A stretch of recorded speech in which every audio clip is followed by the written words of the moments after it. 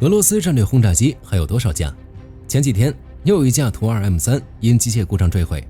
俄罗斯战略空天军在去军事化的道路上迈出了坚定的一步。说实话，这种事火力军已经见怪不怪了。乌俄战争爆发后，基本上每隔一段时间都能看到类似的消息。火力军好奇的是，从乌俄战争到现在，俄罗斯到底损失了多少战略轰炸机，还有没有能力建造新的战略轰炸机？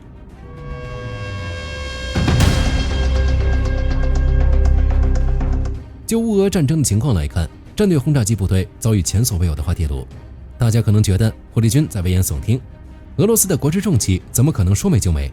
但说实在的，经过这4年多的战争，如果你仔细扒一扒俄罗斯战略轰炸机群的底库，就会发现连维持体面都快做不到了。在2026年6月15日，一架图 -2M3 在近伊尔库茨克州的森林里，这仅仅是这些年俄罗斯战略轰炸机非正常损耗的冰山一角。在2022年2月乌俄战争爆发前夕，那时候的俄罗斯战略轰炸机部队还是兵强马壮，虽然型号都很老，但最起码数量不算少，名义上的在役数量大约有125到130架。这支部队的骨干全是苏联时代留下来的经典机型，修修补补又3年，缝缝补补又出战，分别是图160、图95MS 以及图 -2M3。首先是图160，这家伙算是俄罗斯轰炸机的颜值担当，战前能飞的实际数量大概在15架到17架，虽然数量不多，但地位无可撼动，属于俄罗斯空机战略核反击的精锐核心。接着是图 95MS 4发涡轮螺旋桨战略轰炸机，老当益壮的典型代表，主要作为防区外巡航导弹发射平台，战前名义上的在役数量在55架到60架之间。最后是图 -2M3 中远程超音速轰炸机，这款飞机在战前的账面库存大概有60架，是俄罗斯执行战区级常规精确打击以及反舰任务的绝对主力。这纸面数据看起来确实挺唬人的，但实际并非如此。冷战后长期的资金匮乏和备件短缺，早就把这些飞机的战备状态折腾得够呛。拿图 -2M3 来说，账面上确实有近60架，但机体状况并不好，常年的金属疲劳加上 NK25 发动机零部件严重短缺，没有敷衍了事的维护，这就导致了一个局面。在2022年战争刚爆发那会儿，实际处于完全战备状态，加满油挂上弹就能起飞执行高强度任务的图 -2M3，满打满算也就33架到34架。图 95MS 也好不到哪儿去，常年执行高空巡航任务，动力系统的磨损极其严重，妥善率同样堪忧。乌俄战争开始后，俄罗斯的战略轰炸机部队迎来真正大出血。时间来到2026年6月，经过4年多的战火洗礼，俄罗斯的轰炸机群萎缩的极其严重。这4年里，他们不仅要面对乌克兰特种部队的纵深袭击，还要承受高频出击带来的机身寿命的非正常损耗，更别提那些隔3差5就上新闻的非战斗坠毁事故了。保护的最好的图160机队，因为它是核威慑的底牌，俄罗斯把它藏得很深，平时都缩在大后方，比如萨拉托夫州的恩格斯基地，或者直接在里海防区外上空晃悠，扔完巡航导弹就回家，享受着整个国家最顶级的工业维护资源。所以这4年来，在视觉确认的战损报告里，并没有图160被摧毁的记录。而且因为喀山飞机制造厂还在以蜗牛般的速度交付新建和深度升级版的图160M，所以它的账面总数不仅没降，反而还略微上升了一点，在2026年中期达到了19到21架。不过这并不代表他们状态就很好，这4年来为了维持前线火力，频繁的高强度出击，已经给这些老旧的超音速复杂结构带来了难以逆转的技术折损。哪天空中解体了，火力军都不觉得奇怪。再看图 95MS 机队就惨了，据不完全统计，俄罗斯在这期间至少彻底损失了7到9架图 95MS， 而且各位注意，这些损失全部是在地面被乌克兰炸毁的，战略轰炸机没死在空战中，全憋屈的死在停机坪上。这一波消耗下来，导致图 95MS 的账面存量在2026年中期直接跌到了47架到51架。这还没完，剩下的那些飞机因为实在搞不到全新的发动机替换件，老旧发动机超期服役，实际上能随时拉出来干活的比例已经触及了危险的红线。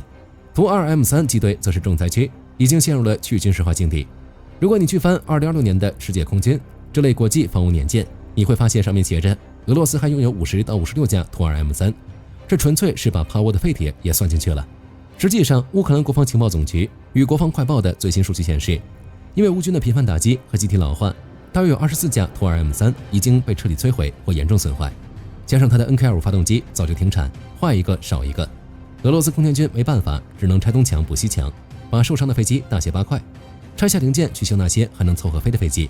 截至2026年6月中旬，俄罗斯空天军手里真正保持妥善状态，处于完全战备状态，能随时升空执行导弹攻击任务的图 2M3 大概还有9架，最多10架。从战前的30多架缩水到现在的个位数，战区常规精确超音速突防力量实际上已经损失了70%以上。这就等于说，图 2M3 这个机型基本已经退出高强度战争的舞台。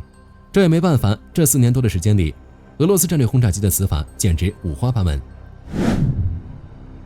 战事刚开打的第1年，乌克兰就搞了一波大的。2022年12月，乌军用几架中程无人飞行器发起了试探性袭击，这一下打破俄罗斯战略基地绝对安全的神话。2-3周的基加列沃基地，3架图 2M3 被炸伤；萨拉托夫州的恩格斯基地也有几架图 9MS 的蒙皮和挂架被开了瓢。到了2023年8月，乌军特种小队的胆子更大了，直接带着自杀式小型无人机渗透进俄罗斯境内，突袭了诺夫哥罗德州的索尔奇2基地，1架图 2M3 被烧得连渣都不剩，另外还有2架被飞溅的碎片严重击伤，彻底废了。进入2024年，这战损的画风又变了，从地面袭击延伸到了空中阻击。2024年4月19日，1架图 2M3 在扔完炸弹返航的路上，飞到俄罗斯斯塔夫罗波尔边疆区上攻水，被乌克兰防空部队给伏击击落。这是现代历史上第一次有战略轰炸机在空战中被击落。2024年7月，躲在极北之地的奥缪尼亚基地也没能幸免，2架图 2M3 在地面袭击中再次受伤。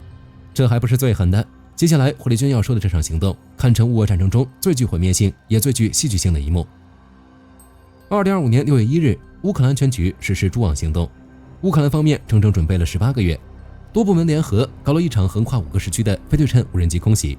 乌克兰特工把117架自杀式 MPV 无人机拆成零件，走私进俄罗斯境内，分别前往恩格斯、奥缪尼亚、贝拉亚、基加列沃和乌克兰卡这5个俄罗斯最核心的战略轰炸机基地附近。到了预定坐标后，真正的高潮来了。FPV 无人机群升空，用 AI 目标图像识别系统盯住战略轰炸机装满燃料的机翼根部，然后狠狠地撞了上去。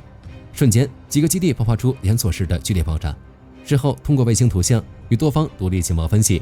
在北极圈内的奥缪尼亚基地，4架图 9MS 与架安12运输机被完全烧成灰烬；在西伯利亚的贝拉亚基地，3到4架图 9MS 与4架图 2M3 彻底化为废墟，另外还有好几架图 2M3 严重受损。这一晚上的功夫，俄罗斯当时手里能用的轰炸机群直接被干掉了1/5。除了被乌军击毁，俄罗斯自己坠毁的也不少。随着出击强度的疯狂增加，非战斗性的技术坠毁事故直线上升。常年超负荷飞行，又不给好好做大修，飞机它能不抗议吗？在西伯利亚伊尔库斯克州的贝拉亚基地，2024年8月到2025年4月，接连发生2起图 2M3 训练返航时坠毁事故，机组人员全部身亡。然后就是最近的事故，2026年6月15日，在伊尔库斯克州斯维尔斯克附近，又有一架贝拉亚基地的图 2M3 结束训练返航，发动机突发技术故障，机头直接失控，一头栽进了森林里，机身当场报废。好在这次4名机组人员手速够快，全部成功弹射逃生，捡回了一条命。但这对本就只剩个位数的逆火机群来说，完全是雪上加霜。再这么掉下去，图 2M3 真的要成航空博物馆里比较稀有的展品了。看到这儿，肯定有人要问了，俄罗斯死伤这么惨重，难道就眼睁睁看着轰炸机部队拼光吗？当然不是，俄罗斯高层也不傻，前线消耗这么大，后勤又跟不上，只能动用国家力量强行回血。只可惜军工也不给力，俄罗斯无力建造新的战略轰炸机。乌俄战争爆发后，俄罗斯砸下重金推动图160的生产线重启，开始以极低的速度进行现代化交付，试图挽回一些颜面。从2022年2月开打，一直到现在的2026年6月中旬，喀山飞机制造厂可以说是在加班加点的干活，一共向俄罗斯空天军移交了6架现代化图 160M， 听起来不少，但里面的水有点多。俄罗斯国防部模糊了一个非常关键的概念，那就是完全全新制造，与旧机深度翻新升级的区别。他们统一称之为新机交付，为的就是给国内民众和美欧看，我们的军事工业根本不受制裁影响，我们完全可以自给自足。实际上基本都是翻新的。2024年2月，普京亲自跑到喀山厂去视察，场面搞得非常大。空天军一口气接收了4架图 160M， 但根据智库 CAST 与防务界的消息，这4架飞机里其中有2架属于组装机，机体和龙骨有很大一部分不是现在造的，而是冷战结束后遗留在喀山厂车间吃灰的未完工半成品钢件，也就是拿30多年前的骨架套了个新皮。另外那2架则是纯旧机，本来就是一直在俄罗斯空天军现役序列里飞着的老兵，因为飞得太久，机身寿命快到极限了，眼看就快要散架，被硬生生拉回喀山厂进行了彻底的拆解，给结构做了个局部探伤修补，然后换上了新的航电和武器系统，这在行内叫深度翻新大修。结果俄罗斯一宣传又算成心急了。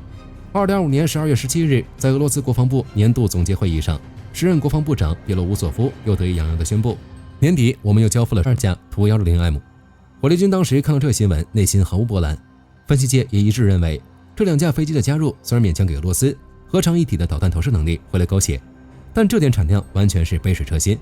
喀山厂确实有点本事，重新恢复了一些被遗忘的工艺，比如那个重达6吨的超大型钛合金中央成立变异铰链，他们重新搞定了电子束真空焊接与钛金属精密切削，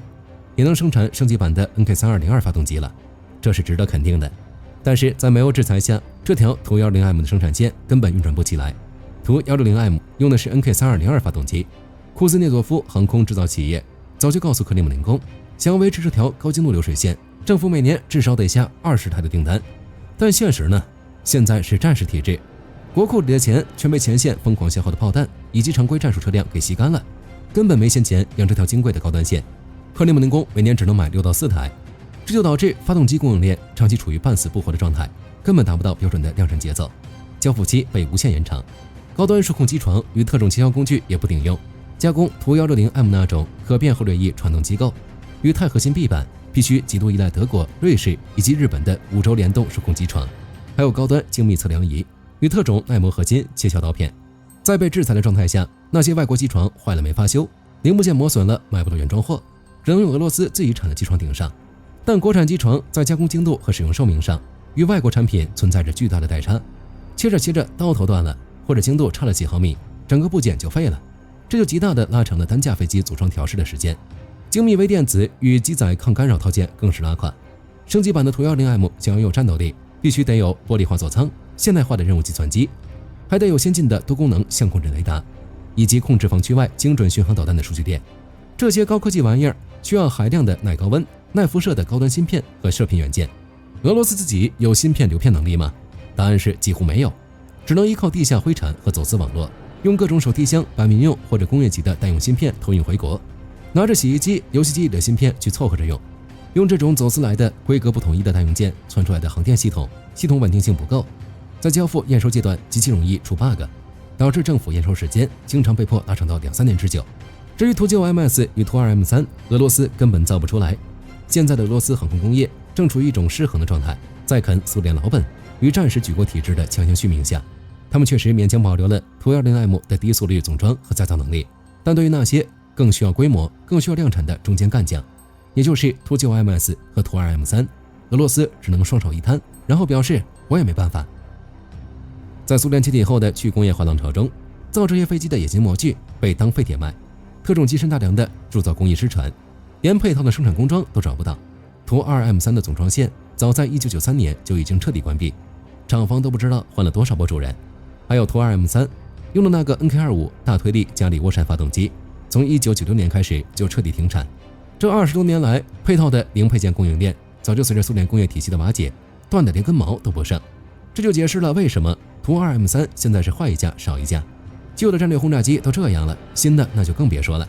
图波列夫 PAKDA 战略重型隐身轰炸机项目，俄罗斯已经画了10几年的大饼，直到现在都没见到时机。PAKDA 这玩意儿在图波列夫设计局的 PPT 上很强，全程采用亚音速无尾飞翼布局，就是跟美国 B2 那种差不多。据说最大起飞重量比美国的 B21 还要大1倍，不仅追求超低的雷达和热红外隐身，还有搭载新概念的高超音速空射导弹，以及 K10-102 核隐身巡航导弹。听起来是不是要拳打 B2 交替 B21 了？这个项目在2010年代初就被提出来了，到现在也没个准信。首飞和服役时间一直往后拖，最初说2019年前后首飞，后来改口说2025年首飞，2028年量产，结果现在都2026年中旬了，大家连一架完整的时机都没见过，甚至连个像样的能飞的功能性原型机影子都没摸着。这绝不仅仅是钱不够的问题，而是整个技术体系、供应链和战略全面崩盘的结果。乌俄战争爆发后，俄罗斯陷入消耗战，克里姆林宫把所有资源都砸向了能立刻在前线见效的武器——苏 33M 战斗轰炸机、常规导弹，还有海量的伊朗小摩托，更别提那些野战坦克和火炮了。相比之下 ，PAKDA 这种要砸进去数万亿卢布、研发周期动辄10几年、近中期完全无法转化为战场控制力的科幻工程，自然就被打入冷宫，预算被砍，资源被挪用。现在整个项目基本上就剩个空壳在维持。我们上面聊的制裁也是一大原因。PAKDA 的目标是要穿透北美最先进的反隐身防空网，这隐身能力不能只靠外形，还得靠宽近代半导体射频系统、分布式光电感知套件以及极其复杂的稀薄涂料分子工艺。在被彻底切断与欧洲和东亚半导体产业链的联系后，俄罗斯的微电子和特种化工产业根本做不出这些东西，这直接导致 PAKDA 的子系统研发陷于有壳无心的绝境。最关键的还是技术，俄罗斯搞了几十年的飞机，经验全点在了带垂直尾翼和常规后掠翼上了，比如苏27系列，而美国在无垂尾飞翼布局上，从冷战早期的 YB49 到 B2， 再到 X47B， 最后到 B21， 人家积累了半个世纪的风洞数据和试飞经验。俄罗斯在这方面几乎是零基础，没有垂直尾翼，几十吨重大飞翼在空中怎么解决偏航控制？进气道埋在机身里，气流极其紊乱，怎么保证发动机不喘震停车？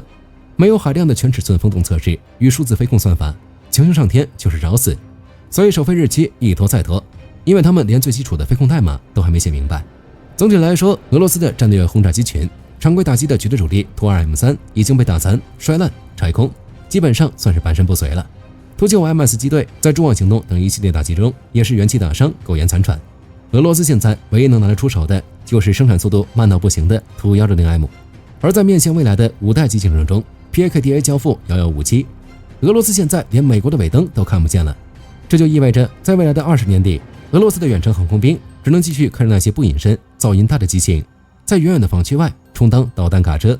如果再有几场类似于蛛网行动的袭击，或者再掉几架图 2M3，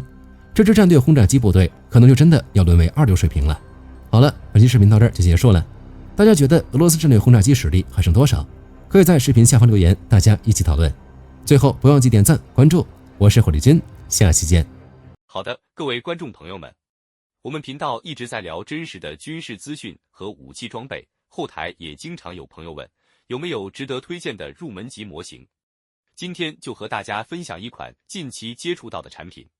首先，它的外形还原度做得相当不错，比例准确，武器上的一些关键细节和标识也都有体现，材质也说得过去，拿在手上有不错的分量感。其次，它具备一定的可动性，对于理解基础操作原理有一定帮助，让它不仅是个静态摆件。综合它的做工和可玩性来看，价格确实比较亲民。对于想入门模型收藏，或者单纯想在桌上贴一个摆件的朋友来说，是一个性价比很高的选择。商品链接已经给你们上了，感兴趣的朋友可以自行了解。